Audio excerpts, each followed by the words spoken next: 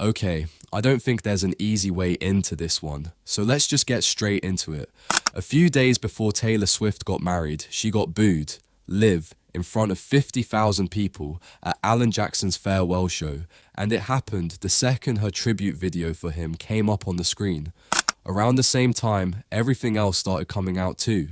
First the NDAs, every guest, over 1,000 of them, actually signing one before they were even allowed near the wedding. Then, on top of that, watermarked invitations, so if anything got out, they'd know exactly whose copy leaked. And then, an actual castle built inside Madison Square Garden, chandeliers, drapery, the whole thing, later confirmed by multiple outlets. Somewhere in the middle of all that, the streets around it got shut down too, from July 2nd through July 4th, which, by the way, is the actual 250th birthday of the country. And then, on top of everything else, the guest list started leaking. Miles Teller, gone. Blake Lively, gone. Prince William, gone. That wasn't just a bad stretch for PR. That was a pattern. And honestly, it's kind of the exact same pattern that built her career in the first place. Just running backwards on her, right before the biggest day of her life. People kept comparing it to the Bezos wedding in Venice last year too. Another billionaire scale event that basically shut down a whole city for a few days for one couple's benefit. Fair or not, that comparison tells you something about the mood going in. People were already primed to see a wedding like this as an entitlement problem before Taylor even got involved. Now, to be fair, and I think this actually matters, some of that secrecy wasn't just vanity. Security experts pointed out that Madison Square Garden has no windows, a roof, and tightly controlled access, the kind of venue that's hosted presidents and the Pope, and you don't have to think too hard about why that mattered.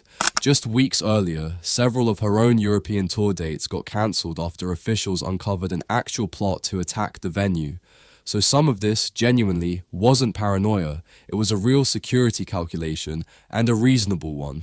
Even so, one security analyst still described the whole operation as something close to a classified military operation, which, yeah, fair, it was extreme. It just wasn't extreme for no reason. Everyone was calling this wedding backlash, which I think is kind of a lazy way to describe it. Backlash implies people are mad for no real reason. This wasn't just that.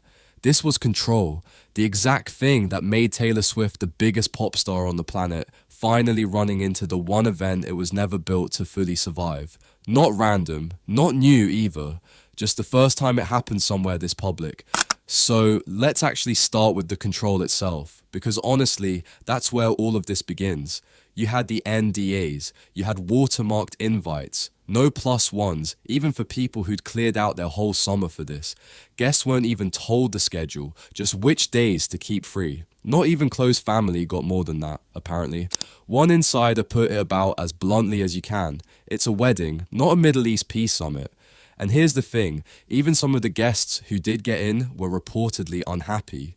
Word got out that the celebration would run something like 10 hours, with talk that Taylor herself might perform at her own reception, and more than a few people called that excessive, joking that even on her wedding day, she couldn't quite let go of the stage. Others thought it sounded like incredible entertainment. Either way, it's a fair thing to wonder about, being a guest at an event that's also, kind of, still a show. Even in the lead-up, you could kind of see the split play out. Travis spent his bachelor party loose and completely public, a club, a concert, a NASCAR race, all out in the open. Taylor's version of that same window was a quiet weekend in Rhode Island that barely got photographed at all. Same exact moment in both their lives. Two totally different instincts about what to do with it. It's a small detail, but it basically sums up everything else that followed. Here's the part that's actually a little ironic though. Taylor was reportedly the one who felt unsafe in all of this. Leaks kept happening anyway, despite the NDAs, despite the watermarking, and sources described her as vulnerable, genuinely unsure who to trust inside her own circle. Which tells you something, right? The control wasn't buying her safety, it was buying paranoia instead. Because if you treat everyone around you like a potential leak, eventually they start acting like one. Not because they're actually going to leak anything, but because being treated like a suspect changes how you show up in a room. And that's probably why the circle around her kept getting smaller. Take Miles Teller and his wife Keely, friends of over a decade, in her music videos, sitting next to her at Super Bowls, about as inner circle as it gets. Not invited. One source called it a sad time for that friendship. But here's the detail that actually explains it. When the Tellers lost their house in the LA wildfires, Taylor reportedly never even called. Someone close to the situation called that the nail in the coffin. Then there's Blake Lively, who used to be one of her closest friends, the person who directed one of her music videos. For context, she got cut off after private texts between the two of them ended up surfacing in Lively's lawsuit against Justin Baldoni. They are not invited, period, one insider said. Taylor apparently didn't trust her or her husband anymore, and on the actual wedding day, Lively and Reynolds were photographed hundreds of miles away at a horse show in Lake Placid, supporting their daughter, which, if you're keeping score, is about as clean a confirmation as you're going to get. Even Prince William and Kate, people Taylors talked about warmly before, sat this one out too. Interestingly, William still showed up on Travis and Jason Kelce's podcast that same morning, which tells you the relationship with the family generally wasn't actually cold, just not close enough to make the guest list. So you had a woman who spent over a decade convincing 300 million total strangers that they were basically her friends, and in reality, she seemed to be running out of actual ones.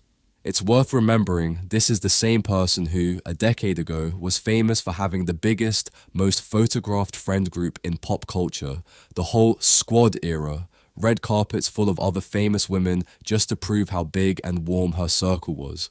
That was the brand, basically. Half her cultural relevance back then came from looking like the most well-liked person in any room. So watching that same circle quietly shrink down right around what was supposed to be the best moment of her life was its own kind of contradiction. That was the quiet version of the story though. The loud version was the castle and the wedding day itself. Because on July 3rd, it all actually happened. Adam Sandler, a friend of the couple, officiated. No bridesmaids, no groomsmen. Taylor's brother Austin served as her man of honor. Jason Kelce stood up as best man. They wore custom Dior haute couture, Louboutin shoes, Cartier jewelry. And as night fell, MSG lit up with massive pink signs reading, Justin T. married. Genuinely cinematic, whatever you think about everything leading up to it. And even then, almost nobody saw anything. Fans stood outside for hours in the heat, watching tinted SUVs disappear behind curtained loading docks. One longtime fan told NBC News she wouldn't even try to get close because doing that would get you exiled out of the fandom. Think about that for a second. The fans policed themselves on her behalf to protect the privacy she'd spent months building walls around. That's not backlash. That's loyalty working exactly as designed. And even after all of it, the castle, the security, the year of planning, the story still wasn't fully hers. Hours after they married, the White House posted an image of that same MSG signage, edited to say, "Trump is your president," timed to the wedding on purpose. Some people online were furious at the White House for doing it. Other fans turned around and got mad at Taylor instead for staying quiet about it for almost a day. A decent chunk of people just said, "Leave her alone, she's literally getting married." All three reactions happened at once, about a wedding that was supposed to be the one thing she finally controlled completely. So here's the actual thesis of all this, I guess. Relatable was never really true. It was a performance, and honestly, a genuinely good one. She turned her diary into songs. She'd show up at a Waffle House mid-tour. She'd reply to comments like an actual friend would. None of that cost her much. But in return, she got something worth a lot more than money. The benefit of the doubt for over 10 years straight. And that trade is basically the entire business model of being a pop star in the social media era. You let people feel close to you, and in exchange, they defend you against almost anything, sometimes literally standing outside a building and refusing to even look too closely. A wedding was the first moment in her entire career where that trade had nothing left to give back. No lyric to relate to, no surprise Waffle House visit, no access at all, just NDAs and closed off streets and curtained windows. And when people give a decade of loyalty and get nothing back for it, they don't just shrug it off. They noticed specifically exactly when the terms quietly changed on them. Now, to be fair, and I do think this matters, she was allowed to want this. Nobody actually signed a contract with Taylor Swift promising she'd stay relatable forever.